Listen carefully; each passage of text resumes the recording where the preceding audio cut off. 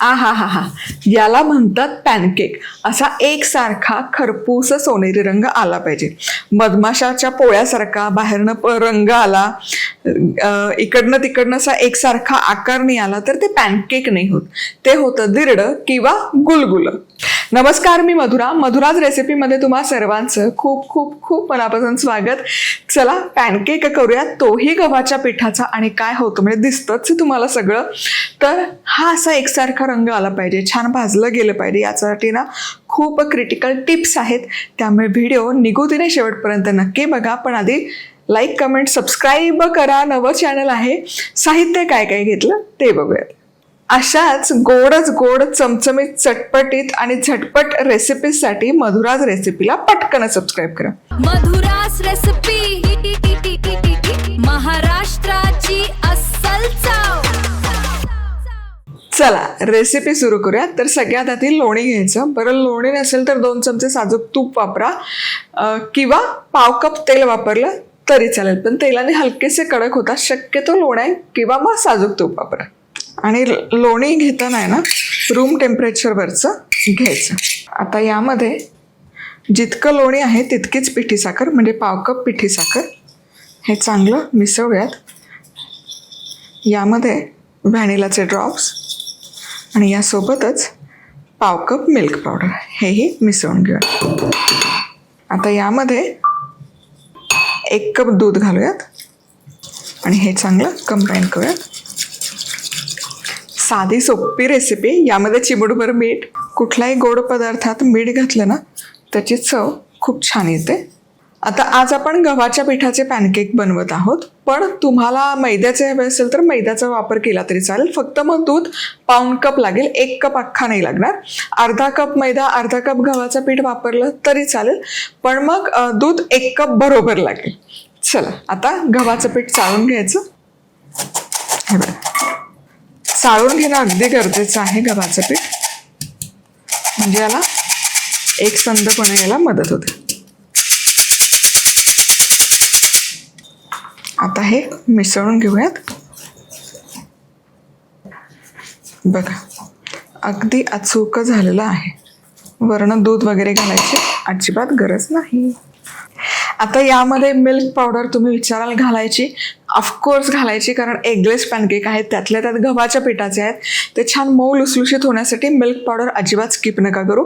साखर इतकीच पुरेशी आहे. इनफॅक्ट पॅनकेकमध्ये ना चमचाभरच साखर असते, पण गव्हाच्या पिठाचे करतो म्हणून मी थोडंसं प्रमाण वाढवलेलं आहे साखरेचं. अदरवाईज पॅनकेक आहे ना गोडीला कमी असतात, त्याला जी चव असते ती वर आपण जे वेगवेगळे सिरप ड्रिझल करतो, ज्यामध्ये मेपल सिरप आहे, चॉकलेट सिरप आहे, कधी कधी चॉकलेट स्टफ करून करतात डोरा केक वगैरे, म्हणून मग आपण त्यामध्ये साखर कमी घालतो. आता हे बघा मस्त असं पीठ झालंय बघा. कन्सिस्टन्सी परफेक्ट आली. या कन्सिस्टन्सीचं पीठ आपल्याला करायचं आहे आणि दुधाचं प्रमाण अगदी अचूक आहे. सैल अजिबात करायचं नाही. हे बघा याचं परिमाण हे आहे, रिबन सारखं पीठ पडलं पाहिजे, थेंब थेंब नाही. हे असं पडलं याचा अर्थ पीठ परफेक्ट झालं. पातळ पीठ झालं तर त्याचं दिरडं होतं, तो पॅनकेक होत नाही. पॅनकेकला ना छान असा एकसारखा रंग आला पाहिजे, मधमाशांच्या पोळ्यासारखी जाळी नाही. ते तुमचं गुलगुले किंवा दिरडं, त्याला पॅनकेक नाही म्हणायचं. चला आता पॅनकेक करायच्या जस्ट आधी यामध्ये घालायचं बेकिंग पावडर 1 चमचा. 1 कप गव्हाचं पीठ, 1 चमचा बेकिंग पावडर. सोडा वगैरे घालायची गरज नाही, बेकिंग पावडर पुरे आहे. तर हे मिसळूयात. लगेच पीठ छान फसफसतं. परफेक्ट पॅनकेकचा रंग येण्यासाठी काय करायचं तुम्हाला सांगते. कधीच आहे ना तेलावर, तुपावर, बटरवर पॅनकेकचं पीठ सोडायचं नाही. काय करायचं, पहिल्या बॅचला फक्त तेल किंवा बटर असं लावून घ्यायचं. ही फुसफुस तेलाची बाटली आपलीच आहे, madhurazrecipeclub.com वर खरेदी करू शकता. आता हे सगळं टाकलेलं तेल आहे ना आपल्याला पुसून काढायचं, वाईप आउट करायचं. तवा खूप गरम झालाय म्हणून गॅस बंद केला. हे बघा तव्यात आहे ना तेल अजिबात राहिलं नाही पाहिजे. हे असं सगळं वाईप आउट करायचं आणि शक्यतो नॉनस्टिक तव्याचाच वापर करायचा. आणि प्रत्येक पॅनकेक घालत असताना हेच तेलकट टिश्यू आहेत, त्याने फक्त तवा वाईप आउट करायचा आणि पीठ सोडायचं. आता हे पॅनकेक आहेत ना एकदम मंद आचेवर करायचे, आणि याला एक प्रमाण ठेवायचं. मी पळीचं प्रमाण ठेवते. पळीभर पीठ तव्याच्या बरोबर मध्यभागी घालायचं आणि डोसा पसरवतो ना तसं नाही पसरवायचं. अगदी अलगद हाताने हे असं पसरवून घ्यायचं. तुम्हाला जर जाडजूड पॅनकेक हवे असतील तर थोडंसं आणखी घालायचं. हे ना अगदी मंद आचेवर भाजायचे पॅनकेक, अजिबात मोठ्या आचेवर करायचे नाही. जितकं शक्य असेल तितक्या मंद आचेवर भाजून घ्यायचे. हे बघा हलकी हलकी जाळी यायला सुरुवात होते. आणि पुन्हा पुन्हा मी सांगते मंद आचेवर करा. मी तर आहे ना असं आचेवर ठेवत पण नाही, थोडा तवा वर उचलते, कारण याला ना आच खूप मोठी आहे, त्यामुळे थोडं त्या आचेपासून वर पकडते जेणेकरून तो खालनं करपायला नको. हे बघा हे असं आहे ना, अगदी तवा आहे ना आचेवर पण नाही पकडला, वरच पकडला. वरची बाजू सुकली गेली पाहिजे. हे असं सगळ्या बाजूने कड सोडवून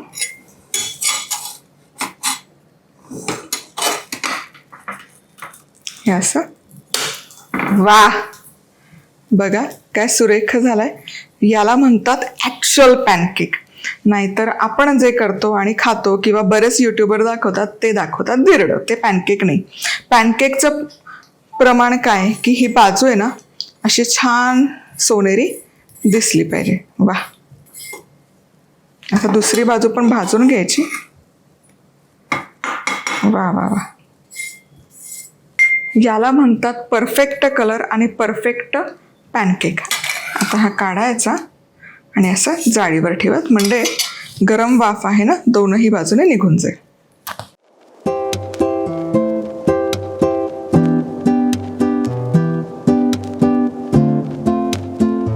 चला आता पुढचं पण पॅनकेक घालते. गॅस बंद केलाय. आधी तवा वाईप आउट करते. जो कागद आधी घेतला होता ना तेलाचा तोच कागद आहे. आता हे पीठ पुन्हा एकदा ढवळायचं आणि पळीचं प्रमाण जसं मी सांगितलं पूर्ण गच्च पळीभर. आणि हे गॅस सुरू करते. असं अलवार पसरवायचं आणि थेट उष्णता नको लागायला म्हणून हलकंसं उचलूयात.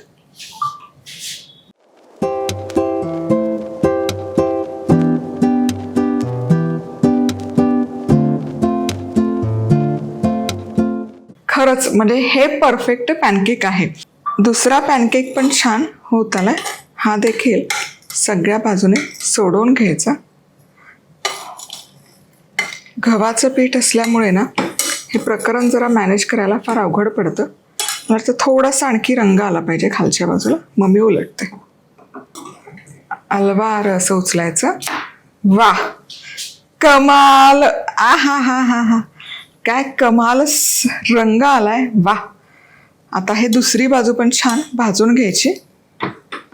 आता कधी कधी काय होतं ना, गव्हाच्या पिठाला प्रचंड चिकटपणा असतो आणि मग त्याचा लगदा होतो, कारण हे जरा भाजणं पार्ट ट्रिकी आहे.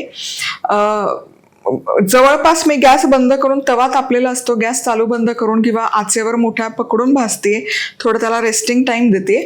पण भाजणं क्रिटिकल पार्ट असतो. अगदीच तुम्हाला वाटलं तर यामध्ये 2 चमचे मग तुम्ही कॉर्नफ्लॉवरचा वापर करू शकता. पण भाजण्याची ट्रिक तुम्हाला जमली ना, काही गरज नाही. चला चला हा पॅनकेक देखील मस्त तयार आहे.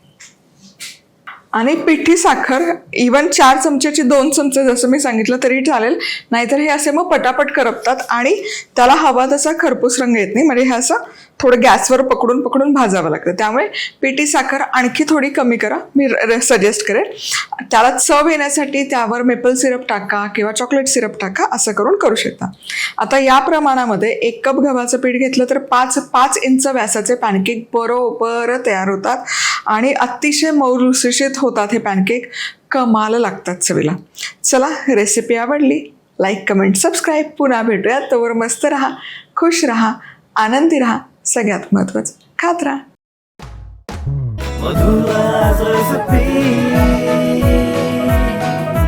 मधुराज रेसिपी, महाराष्ट्राची अस्सल चव.